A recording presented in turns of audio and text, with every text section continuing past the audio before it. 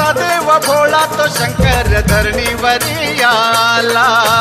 भक्तांच्या कल्याणा शिवभोळा भंडारी धनगर बघा हो झाला. करतो भक्त जो चाकरी देव देतो या भाकरी. करतो भक्त जो चाकरी देव देतो या भाकरी. शिवशंभू अवतारी देव बाळू मामा देव बाळू मामा.